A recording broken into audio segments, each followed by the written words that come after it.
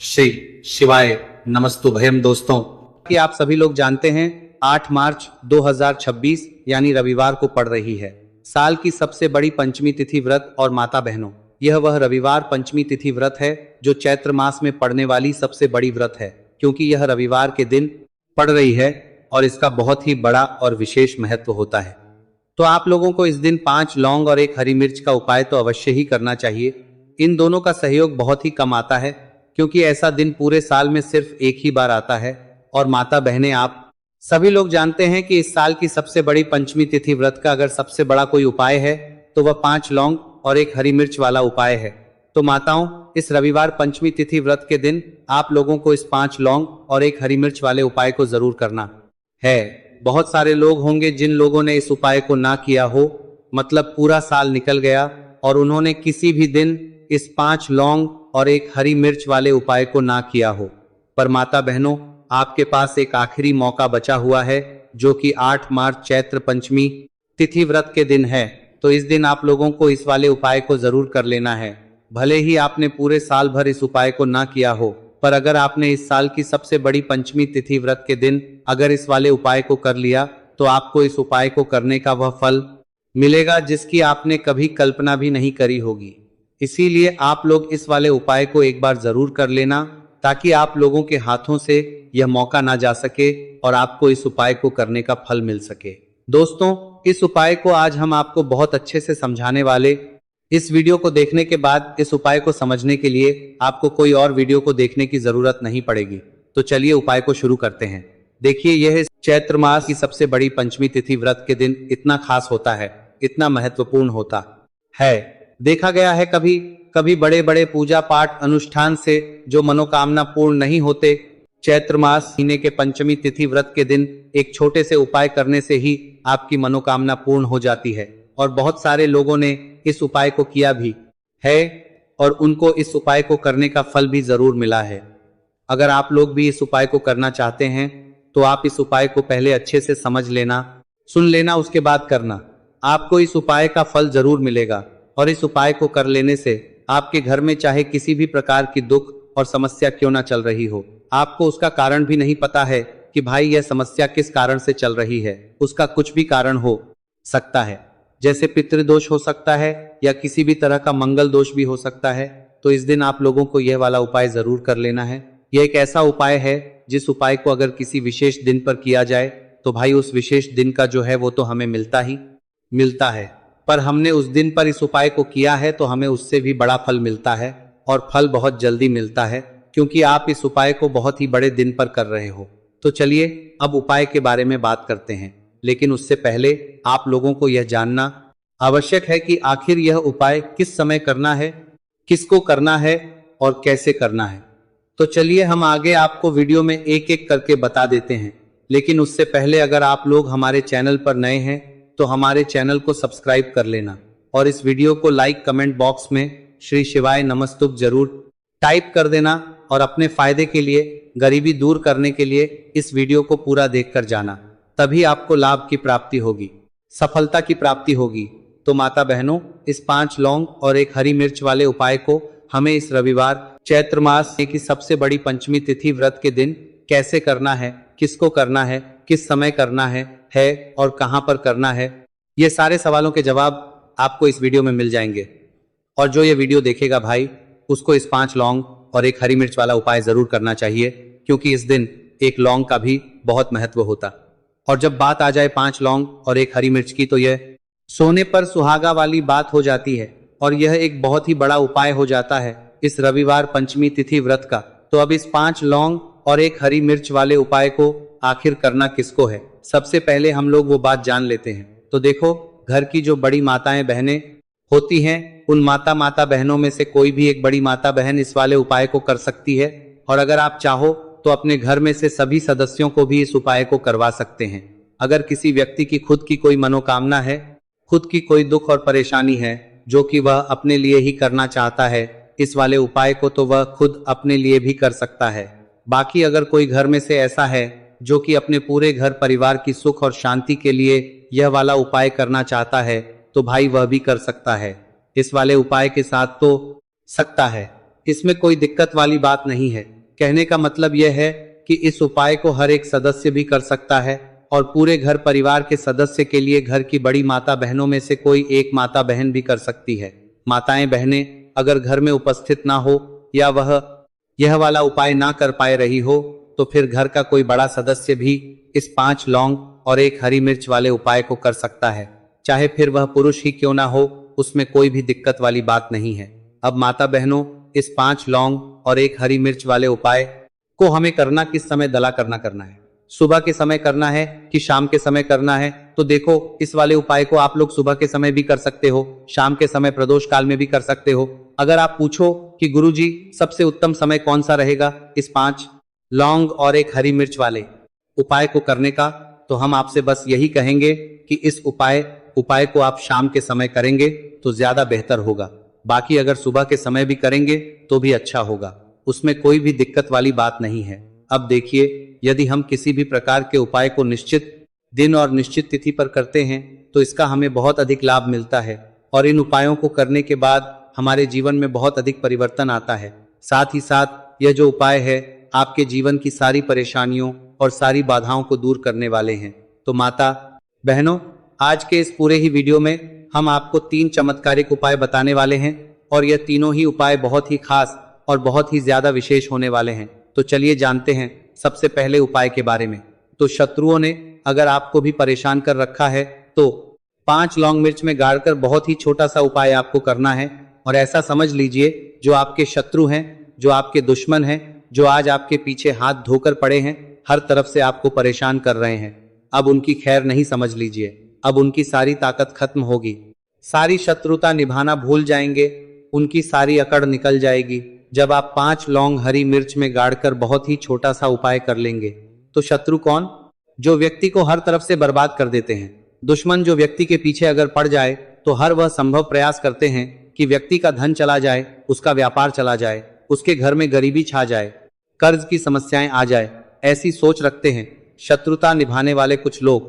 अब देखिए, आपके जो शत्रु है, आपके जो दुश्मन है, ये कहीं पर भी हो सकते हैं, जिनके बारे में आसानी से पता करना बहुत मुश्किल होता है क्योंकि यह गुप्त तरीके से शत्रुता निभाते हैं। सामने तो बहुत अच्छे बने रहते हैं लेकिन व्यक्ति की पीठ पीछे वार करते हैं, मतलब पीठ पीछे बहुत कुछ ऐसा करते हैं कि जो व्यक्ति है वह पूरी तरह से बर्बाद हो जाए, उसके बर्बादी जैसी समस्याएं आए, उसका व्यापार खराब हो जाए। तो यह जो गुप्त शत्रु है यह सबसे खतरनाक है और इससे बहुत ज्यादा बचने की आवश्यकता है। क्योंकि देखिए, अगर सामने से कोई आप पर वार करता है, आपको भला बुरा कहता है, हानि पहुंचाने की कोशिश कर रहा है, तो आपको पता है कि यह व्यक्ति मेरा शत्रु है ना, आप उसको अच्छे से जानते हैं, आप शायद बच जाएंगे, लेकिन गुप्त शत्रुओं से बचना बहुत मुश्किल होता है। अगर आपके जीवन में भी बहुत ज्यादा दुर्घटनाएं हो रही हैं, घर में लड़ाई झगड़ा बहुत रहता है, अचानक से आपके घर में जो बिजनेस है या जो नौकरी है वह चली गई, बिजनेस लॉस में जा रहा है, कारोबार आपका नहीं चल रहा है, हो सकता है आपके शत्रु ने कुछ इसके पीछे जादू टोना करवा दिया हो। ऐसे में आपको घबराने हैं कि बिल्कुल आवश्यकता नहीं है, बस 5 लौंग और 1 हरी मिर्च वाला छोटा सा उपाय करने की आवश्यकता है।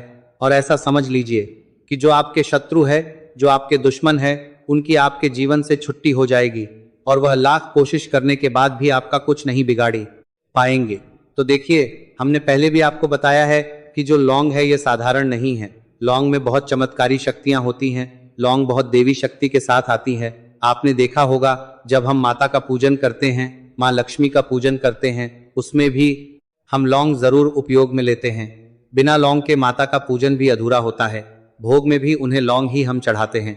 अब देखिए, लौंग के जो उपाय हैं ये जीवन में चमत्कार दिखाते हैं, मतलब तुरंत इनका प्रभाव होता है और आपकी जो भी समस्याएं हैं, जैसे दुश्मन परेशान कर रहे हैं, शत्रु परेशान कर रहे हैं, वह तुरंत आपका पीछा छोड़ देते हैं, आपके जीवन से निकलकर बाहर हो जाते हैं। अगर आपने इस साल की सबसे बड़ी पंचमी तिथि व्रत के दिन इस 5 लौंग और 1 हरी मिर्च वाला उपाय अगर आपने कर लिया, ऐसा समझ लीजिए कि शत्रु पलटकर देखने की भी गलती आपको नहीं करेंगे। ऐसा अचूक उपाय है, गुप्त शत्रुओं के लिए भी है, और सामने से अगर आपके शत्रु आपको या आपके परिवार को हानि पहुंचाने की कोशिश कर रहे हैं, उनको भी जीवन से दूर करने के लिए आप इस उपाय को करें। इस उपाय को इसके अलावा किसी भी दिन आप कर सकते हैं, पुरुष महिला कोई भी इस उपाय को कर सकता है। किसी के साथ अगर आपको ऐसा लगता है कि आपके घर पर किसी ने कुछ कर दिया, व्यापार को बंधवा दिया है, आपके घर के किसी सदस्य को ऐसा कुछ कर दिया कि वह व्यक्ति जो है सफलता प्राप्त नहीं कर पा रहा है, बहुत मेहनत करने के बाद भी आपके घर का कोई सदस्य या आप खुद जीवन में बहुत पीछे हैं, मेहनत बहुत कर रहे हैं लेकिन उसका फल नहीं मिल पा रहा है, आपसे जो पीछे थे वह भी आगे निकल चुके लेकिन आप वहीं पर अटके हुए हैं, तो इसके पीछे आपके दुश्मन, आपके शत्रु का हाथ हो सकता है। देखिए, यह जो समय है ना, इस कलयुग के समय है, इस समय में बहुत कम ही आपको अच्छे लोग मिलेंगे जो आपकी प्रसन्नता से, आपकी सफलता से प्रसन्न रहेंगे। मतलब आप अगर जीवन में आगे आगे बढ़ रहे हैं, अच्छा व्यापार कर रहे हैं, आपका जो व्यापार है, जो बिजनेस है, उसमें अगर आपको लाभ हो रहा है तो वह भी प्रसन्न रहेंगे। पर हर व्यक्ति की सोच एक सी नहीं होती और हर व्यक्ति अच्छा नहीं होता।